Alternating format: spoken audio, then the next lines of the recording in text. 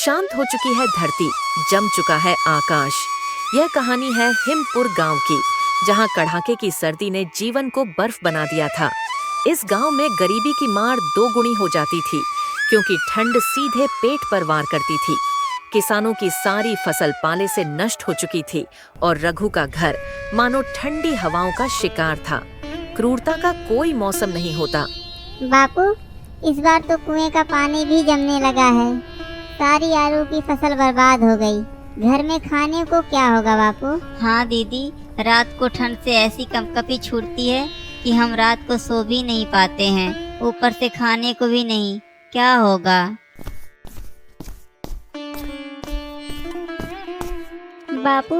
बापू मेरे पास एक ही कंबल है।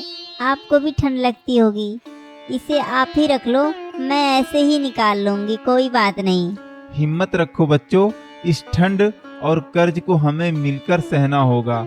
सेठ ज्ञानचंद का कर्ज बढ़ता जा रहा है और मेरे पास ना फसल है और ना ही गर्म कपड़े।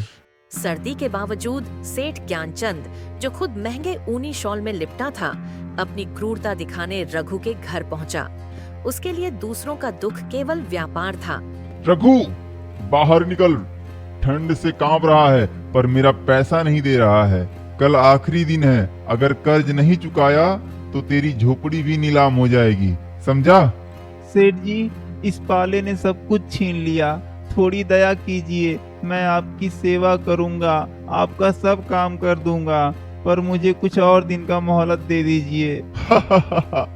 तेरी सेवा मुझे नहीं चाहिए, समझा? मेरे पास गर्म कपड़े हैं, तेरे जैसे फटीचर नहीं हूँ मैं, समझा कि नहीं? तेरी पुरानी झोपड़ी तू अपने पास रख और तेरा काम। मुझे कल मेरा पैसा चाहिए, समझा?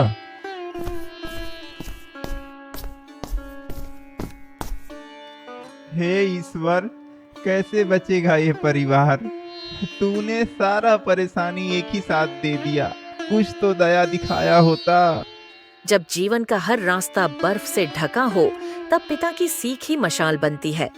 उस सर्द रात में रघु ने फैसला किया कि वह अपनी बेटियों को वह सुरक्षा देगा जो पैसों से नहीं खरीदी जा सकती। मेरी प्यारी बेटियों, मेरी आखिरी इच्छा है कि तुम तीनों अपनी अपनी जिंदगी में एक ऐसी चीज ढूंढो जो तुम्हें हमेशा हिम्मत दे, तुम्हें कभी हारने ना दे। मैं ना रहूं फिर भी तुम्हारी जिंदगी को उजागर कर दे। बापू, आप ये कैसी बातें कर रहे हैं? हम आपको छोड़कर कहीं नहीं जाएंगे। हमारे सबसे बड़ी कीमती चीज आप हैं। आप ही से हमारा ये दुनिया है, हम कहीं नहीं जाएंगे। हाँ दीदी, सही बोल रही हो, हमारा सब कुछ बापू से ही है, हम क्यों जाएंगे कहीं छोड़ के? बापू, अच्छा आप ये बात क्यों बोल रहे हो? कोई वजह तो होगा जरूर। बापू मुझे बताओ क्या बात है, अच्छी तरह से हम लोग को समझाओ ताकि हम लोग डिसीजन ले सकें। नहीं बेटा, ऐसी कोई बात नहीं है, बस मैं ये चाहता हूँ कि तुम तीनों अपना सुरक्षा खुद से बनाओ। कल तुम तीनों अलग अलग रास्तों पर निकलोगे, जो सबसे ज्यादा जरूरी चीज मिले उसे घर लेके आना। पर बापू, क्या हमें कंबल या गर्म कपड़े ढूंढने हैं? नहीं नहीं बेटा, वह चीज ऐसी होगी जो तुम्हारे मन को शक्ति दे और तुम्हें इस कड़ाके के ठंड से बचाए, तुम्हारे भविष्य के लिए अच्छा हो। ऐसा कुछ होगा, बस तुम लोग जाओ। ठीक है बापू, हम लोग आपकी इच्छा जरूर पूरा करेंगे। मेहनत ही सबसे ईंधन है। बड़ी बेटी मीरा ने समझा कि सर्दी से बचने के लिए आग नहीं, बल्कि निरंतर काम की गर्मी चाहिए। उसने अपने हुनर पर भरोसा किया। यह चरखा कितने का है? मुझे यही चाहिए। मैं ऊन गाथ कर गर्म कपड़े बनाऊंगी।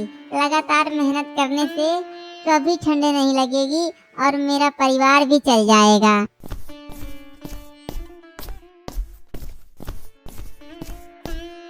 बापू देखिए, मैंने यह चरखा खरीदा है। अब मैं काम करके ऊन गाथ कर गर्म कपड़े बनाऊंगी पूरे परिवार के लिए, और उसके बाद हमारा भविष्य में भी कभी ऐसा दिन नहीं आएगा कि हमें ठंड से परेशानी हो। अरे वाह, बहुत अच्छा किया बेटा।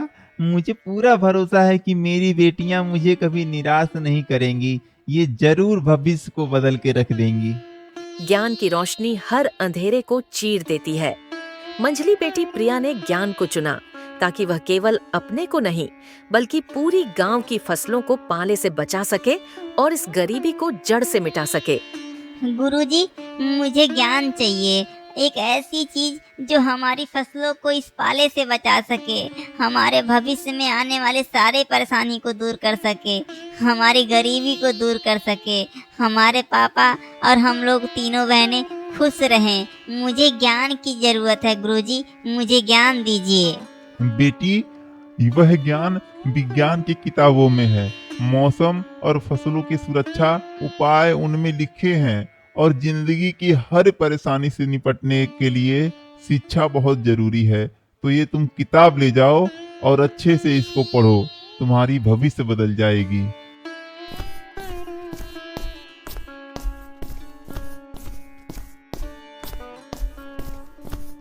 बापू, मैं ये किताब लाई हूँ, मैंने ज्ञान को चुना है। यह हमें ठंड और नुकसान से बचाएगा, हमारे फसलों को बचाएगा और हमारे आने वाले भविष्य के लिए भी हमारा साथ देगा। वाह वाह प्रिया बेटा, मुझे तो पता नहीं था कि मेरी बेटियां इतनी चालाक हैं, पर तुम लोग तो मेरे उम्मीद से कहीं ज्यादा समझदार हो। सबसे बड़ी ऊष्मा हृदय की दयालुता है। छोटी बेटी कोमल ने जाना कि सबसे बड़ी गर्मी दूसरों की मदद करने से मिलती है। उसने अपनी शॉल उस बूढ़े बेसहारा यात्री को दे दी। बाबा, आप इस ठंड में सड़क पर, आपके पास तो कंबल भी नहीं है। कोई बात नहीं, मैं आपकी मदद करूंगी। बेटी, तुम खुद ठंड में हो, तुम मेरी क्या मदद करोगी? तुम्हें देखने से तो नहीं लगता है कि तुम किसी बड़े घर की हो। तुम मदद नहीं कर पाओगे बेटा। कोई बात नहीं, मुझे आदत पड़ गई है इस ठंड में रहने की। बाबा, मैं आपको अपनी साल दे दूंगी। यह ठंड तो आप सह लोगे, लेकिन इंसानियत नहीं मरनी चाहिए।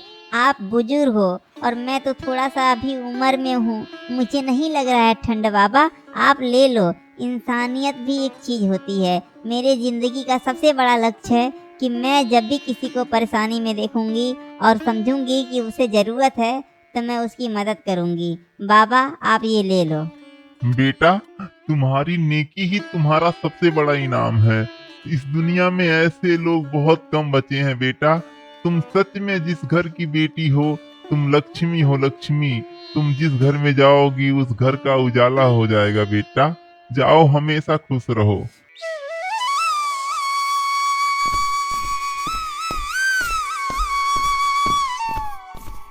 बापू, मैंने लोगों का मदद करना चुना है। आज के बाद मैं लोगों का मदद करूंगी, क्योंकि बापू आज हम परेशानी में हैं, इसलिए क्योंकि हमारे साथ कोई खड़ा नहीं है। हमारे पूरे गांव में कोई किसी का मदद नहीं करता है। जो गरीब है वो तो परेशान है, उनका फसल नहीं हुआ है, लेकिन जो बड़े लोग हैं वो लोगों को और दबाते हैं। इसलिए बापू, जितने भी जरूरतमंद लोग होंगे मैं सबका मदद करूंगी। आज से ये मेरा फैसला है। परीक्षा की घड़ी आ चुकी थी। निर्णायक दिन आया। सर्दी और सेठ ज्ञानचंद दोनों रघु को दबाने के लिए तैयार थे।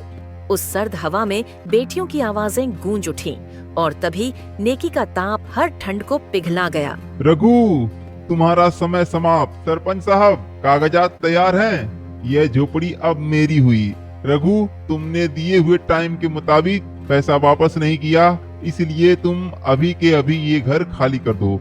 आज से इस पर मेरा कब्जा है।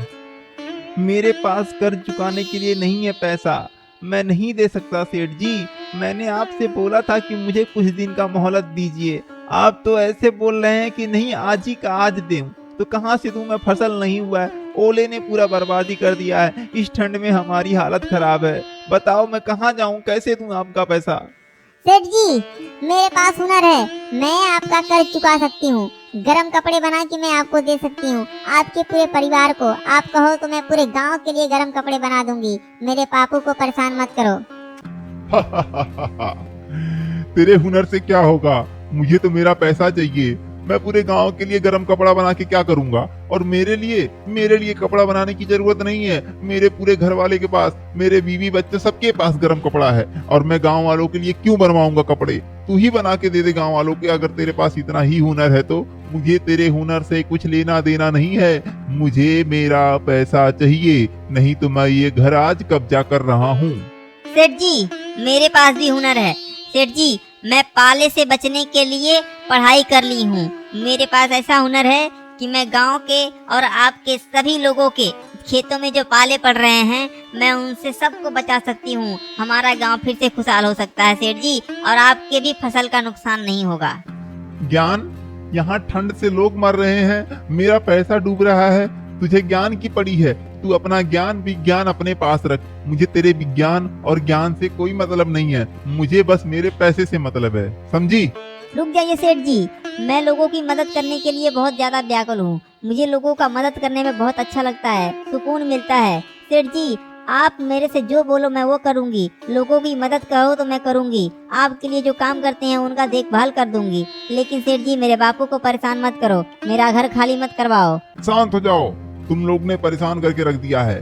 तुम्हारा बाप रघु एक तरफ बोलता है कि मैं आपका काम कर दूंगा, तुम्हारी एक बहन बोलती है मैं ज्ञान विज्ञान सीख गई हूँ, ओले से बचा दूंगी फसलों को, एक कहती है मैं ऊन बना के गरीबी दूर कर दूंगी, लोगों को ठंड से बचा लूंगी, और तुम बोल रही हो कि मैं सबकी मदद कर दूंगी, देखभाल करूंगी।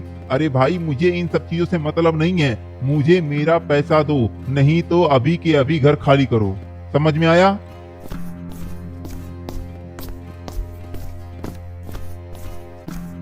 रुक जाओ सेठ ज्ञानचंद, इस किसान का कर्ज मैं चुकाता हूँ। आप इतने बड़े व्यापारी, आप यहाँ कैसे? आप इस किसान का पैसा क्यों चुकाएंगे? मेरा इसका अपना लेन देन है, हम लोग समझ लेंगे। आप क्यों चुका रहे हो? हाँ, मैं इसलिए चुकाऊंगा क्योंकि मैंने इन बेटियों का परीक्षा लिया हुआ है।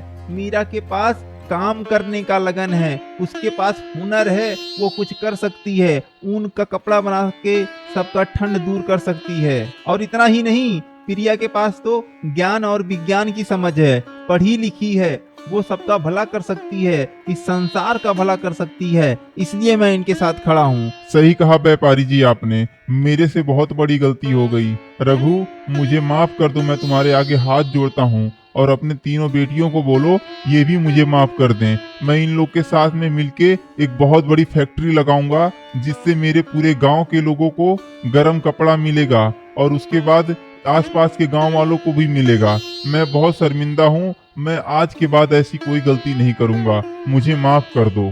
सेठ जी, कोई बात नहीं, आपने बस इतना कह दिया, हमारे लिए वही बहुत बड़ी बात है। मैं अब पूरे गांव वालों के लिए और अपने आसपास के गांव वालों के लिए सर्दी के कपड़े बनाऊंगी, और अपने बहनों के साथ में मिलके पूरे गांव का हेल्प करूंगी, पूरे गांव का मदद करूंगी। मेरे पापा बहुत अच्छे हैं, मुझे पहले से पता था।